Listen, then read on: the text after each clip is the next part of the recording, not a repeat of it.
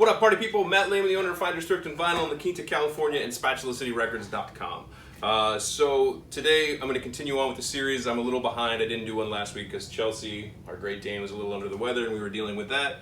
She's doing better, a little bit, but she's an old girl. What are you going to do? So I want to start off with, obviously I've had some questions about this. What I use for cleaning records is Windex, and the Windex that I use is the vinegar clear. Do not use the blue or anything without vinegar because they have ammonia or other chemicals in it that tend to leave a film on your records. It doesn't hurt your records, I don't think it really hurts your sound quality. It's just kind of ugly. I haven't tried it or tested it. All I know is that I use the vinegar, Windex with vinegar. And this is the champion. This is what I'm testing everything against in all of these videos. If you haven't gone back and watched all of the series, this is a series of... The goal is to find the cheapest and best cleaning products for home users or for home uses. I already know that the best of the best is an ultrasonic machine. I point over there, you can't see it, but I have 3 different ultrasonic machines. They all do fantastic work and nothing can compare to them, not even a VPI or anything. But so, to start real fast, when I started out, opened the shop, and I didn't really know much, when I opened Finders and didn't really know much about records, I knew that they needed to be cleaned, and I didn't have the money to buy a VPI or an ultrasonic machine. I did have a spin clean, and I hated it. I think it's one of the worst products on the market, and that's my personal opinion. I know that there are a lot of people out there. I hate them because they only clean good, or they only clean well in one direction. They only clean good in one direction.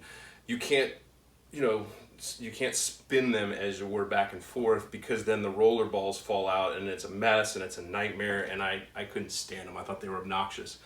So what I did is I built this. This is crude but effective. It's just 2 pieces of wood with rings in it, and this locks in over the record. I'm hanging on a second here. Damn it. I just thought somebody was coming in the shop. They're going to the shoe repair. So it's 2 pieces of wood with 2 O-rings, and that clamps on around the label of a record. Bada boom. Bada bing. Like this. Just as you would expect. And I put a washer and a nut on the other side of this, lock it into place, and then I would actually use an old dental water pick because it has a little brush on it and you can scrub in between it, but the water pressure that this thing comes out of does a fantastic job. I absolutely love that. I think that is probably a really good, it always worked great for me. The only problem is it's ridiculously messy. You'd wash one record and you'd come out looking like you've been in a rainstorm. But even so, even with this product, you can make it yourself. It's very cheap. You can use this in the sink, and I think this is probably the most important product out there.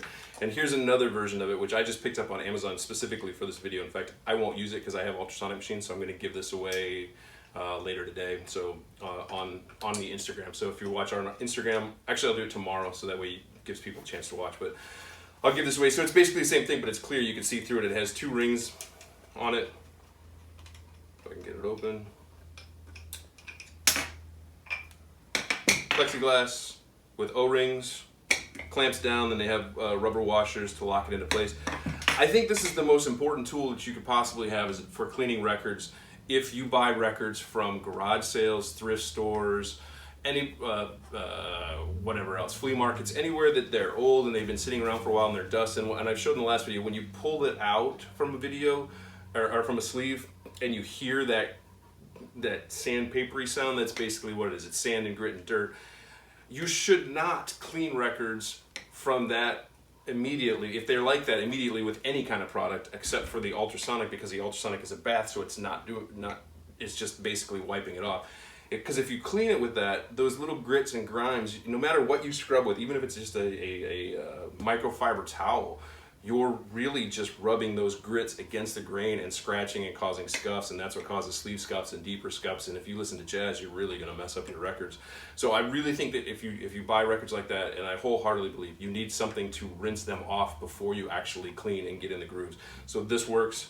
You could pick this up off of Amazon and eBay. I think they're about 20 bucks, 20 to 25 bucks, 18 if you want it shipped from China and it shows up in 6 months.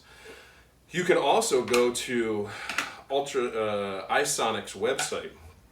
iSonic is one of the companies that makes the ultrasonic cleaner, and they have spacers and dividers, and they're just plastic, and they have rubber rings in them. They'll sell you these at $3 a piece. Then you just need to go and get a bolt to put in here, and boom, you've got one for under $10, probably $8 if you want this. Or you can make your own if you like to make your own. I had originally thought of making something similar to this with the Spatula City logo on it, but it's just not cost effective. I'm going to be busting my ass etching these things and putting them together to make $3 profit. It's not worth my time. But I really think that this is a really important thing. And again, mixed in with any kind of, with your vinegar Windex, any of the other systems I think are all going to end up having very similar results. They're all going to work to some degree. Some are going to work a little bit better, but I suspect they're all going to fall in that, yes, it works, yay, it's wonderful. But again, you need to rinse your records before you clean them if you're buying dirty records. If you're only buying sealed records or new records, then you don't really need this. It's an extra step that you don't need. But that's it. Check out our Instagram page, and I'll give this away tomorrow, or I'll start a contest for it tomorrow. I'll ship it out to you. And as always, Spatula City Records, buy 9 get 1 free. All of our records are ultrasonically cleaned, and free shipping on orders of $50 or more. Thanks for watching.